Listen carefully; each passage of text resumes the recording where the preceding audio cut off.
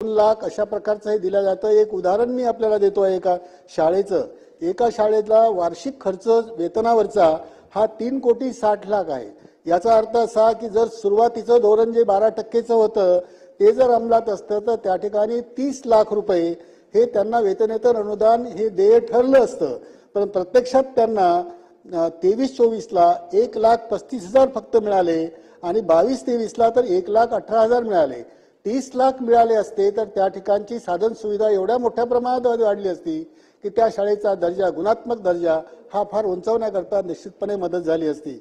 याशिवाय संच मान्यतेच्या संदर्भात आहे, आरटी देशाचा कायदा जो आहे हा देशाचा कायदा महाराज सभापती महोदय हा धोक्यात आलेला आहे। कारण आरटी मधल्या ज्या तरतुदी आहेत त्या तरतुदी पूर्णपणे या ठिकाणी व्हायोलेट केल्या गेलेल्या आहेत आणि संच मान्यतेचा जो नियम आहे 28/8/2015 चा आणि त्यानंतर 15 मार्च 2024 चा जो शासन निर्णय काढलेला आहे तो आरटीच्या तरतुदीचा भंग करणारा आहे।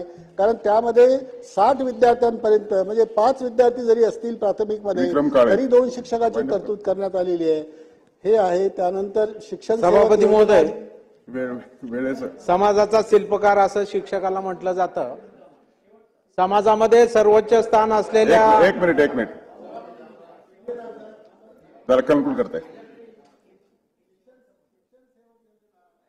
ही 2000 पासून आलेली आहे। याच्यामुळे शाळांचं वातावरण पूर्णपणे बिघडलेलं आहे। आपल्याला माझी विनंती आहे की शिक्षण सेवक योजना ही जी 3 वर्षापर्यंत कंत्राटी म्हणून त्यांना जे राबवण्यात येतं, सगळ्या प्रकारच्या परीक्षा उत्तीर्ण केलेला पूर्ण पात्रता असलेला हा शिक्षक जो कंत्राटी कर्मचारी म्हणून 3 वर्षापर्यंत नियुक्त होतो, ती शिक्षण सेवक योजना ती रद्द करावी एवढी मी मागणी याद्वारे करतो।